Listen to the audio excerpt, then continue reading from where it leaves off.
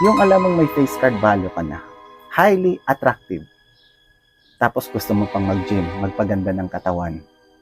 Ang kakapal ng mga pagmumukha nyo. Ano pang gusto nyo patunayan sa mundo? Na kayo ay motivated, dedicated, merong strong will discipline para sa pag-aalaga ng mga katawan nyo. Ay kung ako lang talaga masusunod sa pintuan pala ng gym, haharangin ko na kayo. Lahat ng membership nyo, revoke, cancelado. Itong mga babaeng magaganda, alam mo nang maganda, gusto mo pa talagang mag-workout. Alam mo bang pagpasok mo pa lang dyan sa gym, makakagulo ka na. Yung mga focus ng mga lalaki dyan, nadidisrupt. Kakatingin sa'yo, nababali ang liig. Alam mo yung magte-treadmill ka, yung pawisan ka, tapos yung buhok mo lumilipad-lipad, ang bango-bango pa. Pag nagbuhat ka, may pa-smoky eyes ka pa.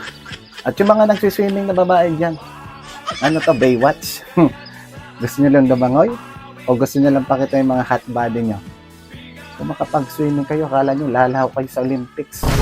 At itong mga lalaki na to, yung pogi ka na, matangkad ka pa, gusto mo pa talaga magpalaki ng katawan. Tangina, ano pang gusto mo sa mundo? Ha? Biceps, triceps, deltoids, pecs, traps, 6-pack, 8-pack, 10-pack, quads, hamstring. Ano ka? Anak ni Zeus? Pati dating market pool, dinisrupt nyo. Imbis na mag-focus kayo sa mga matatangkad, pati itong mga bulinggit, pinatos nyo. Anong natira? Matatangkad. Sa tingin nyo, yung mga matatangkad, pipiliin kami. Kita nyo na, boys. Kung ano na pinagsasabi ko sa labas sa pagiging ampalaya ko.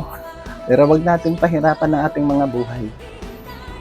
Wag mong hanapin ang bagay na wala sa'yo. Kung hindi ka man nabiyaan na magandang kaitsurahan, ay magkomedyante ka na lang.